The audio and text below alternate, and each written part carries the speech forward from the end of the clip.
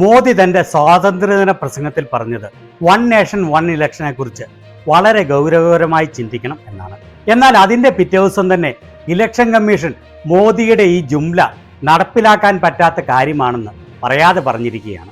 4 സംസ്ഥാനങ്ങളിലേക്കുള്ള election നടത്തേണ്ട സ്ഥാനത്ത് 2 സംസ്ഥാനങ്ങളിലെ ഇലക്ഷൻ തീയതി മാത്രമാണ് ഇലക്ഷൻ കമ്മീഷൻ പ്രഖ്യാപിച്ചത്. അതിന് അവർ കാരണം പറഞ്ഞത് 4 സംസ്ഥാനങ്ങളിലെ ഇലക്ഷൻ ഒരുമിച്ച് നടത്താൻ വലിയ ബുദ്ധിമുട്ടാണ് എന്നാണ്. ഇലക്ഷൻ തീയതി പ്രഖ്യാപിക്കാത്ത മഹാരാഷ്ട്രയിലെ തെരഞ്ഞെടുപ്പിന്റെ അഭിപ്രായ survey Godi മീഡിയയായ times now പുറത്തുവിട്ടിരിക്കുകയാണ്.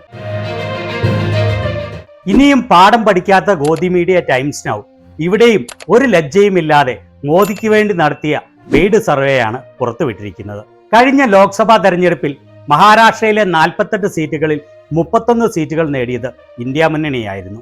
NDA മുന്നണിക്കാകട്ടെ വെറും 17 സീറ്റുകൾ മാത്രമാണ് ലഭിച്ചത്. 14 സീറ്റുകളുമായി കോൺഗ്രസ് ആയിരുന്നു സംസ്ഥാനത്തെ ഏറ്റവും വലിയ കക്ഷി. അങ്ങനെ വരുമ്പോൾ നിയമസഭാ തെരഞ്ഞെടുപ്പിൽ അതിലും മെച്ചപ്പെട്ട പ്രകടനം ഇന്ത്യ മുന്നണി കാഴ്ചവെക്കാൻ തന്നെയാണ് സാധ്യത.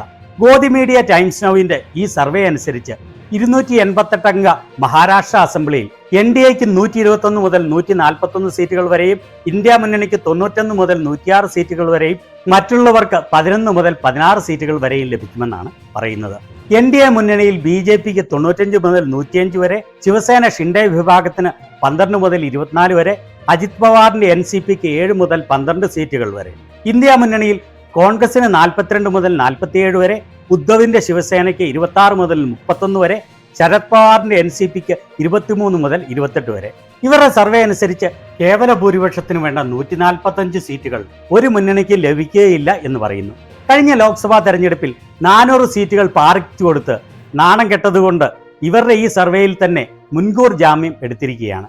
ഫലം വന്നു കഴിയുമ്പോൾ NDA തകർന്നടിയുമ്പോൾ ന്യായീകരിക്കാൻ വേണ്ടി 40 മുതൽ 42 സീറ്റുകളിലെ ഫലം പ്രവചനാതീതമാണ്, വളരെ ക്ലോസ് ആണ് എന്ന് മുൻകൂർ ജാമ്യവും എടുത്തിരിക്കുകയാണ്.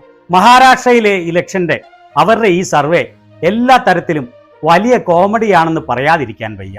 അതിന് കാരണം ഓരോ മുന്നണികൾക്കും കിട്ടുന്ന പരമാവധി സീറ്റുകൾ കൂട്ടിക്കഴിയുമ്പോൾ ലഭിക്കുന്നത് 263 ആണ്, 288 അല്ല. ഇവരുടെ തട്ടിക്കൂട്ട് സർവേയിൽ എല്ലാം കൂടെ കൂട്ടി നോക്കുമ്പോൾ 288 ഉറപ്പാക്കാൻ പോലും സാധിച്ചില്ല എന്നുള്ള നാണംകെട്ട വസ്തുതയാണ് ഇവിടെ കാണുന്നത്. മോദിക്ക് വേണ്ടി വെറുതെ ഒരു നമ്പർ എഴുതുമ്പോൾ അതെല്ലാം കൂട്ടുമ്പോൾ 288 സീറ്റ് ഉണ്ടാവണമെന്ന് പോലും ഉറപ്പിക്കാൻ അവർ മറന്നുപോയി. പക്ഷെ എട്ടും കെട്ടവർക്ക് ഒന്നും പ്രശ്നമല്ല എന്നുള്ളതല്ലേ ഇത് കാണിക്കുന്നത്. എഴുത്തും വായനയും അറിയാത്ത BJPയുടെ മന്ദഭക്തരുടെ അതേ വിവേകമാണല്ലോ അവർക്ക് വേണ്ടി സർവേകൾ പുറത്തുവിടുന്ന ഈ ഗോദി മീഡിയകളും ഒരു നാണവുമില്ലാതെ പ്രദർശിപ്പിക്കുന്നത്. ഒരു കാര്യം ഞാൻ ഉറപ്പിച്ചു പറയാം, വരാൻ പോകുന്ന മഹാരാഷ്ട്ര അസംബ്ലി ഇലക്ഷനിൽ ഇന്ത്യ മുന്നണി അധികാരത്തിലെത്തുമെന്ന് 100% ഉറപ്പാണ്. NDAക്ക് അവിടെ കാര്യങ്ങൾ ഒട്ടും പന്തിയല്ല എന്നുള്ളത് കാരണമാണ് ഇപ്പോൾ തെരഞ്ഞെടുപ്പ് തീയതി പ്രഖ്യാപിക്കാതെ കൂടുതൽ സൗജന്യങ്ങൾ കൊടുത്തും പദ്ധതികൾ പ്രഖ്യാപിച്ചും എങ്ങനെയും ഭരണം നിലനിർത്താനുള്ള അവസാന അവസരം ഇലക്ഷൻ കമ്മീഷൻ അവർക്ക് വേണ്ടി നാണമില്ലാതെ ഒരുക്കി കൊടുക്കുന്നത്.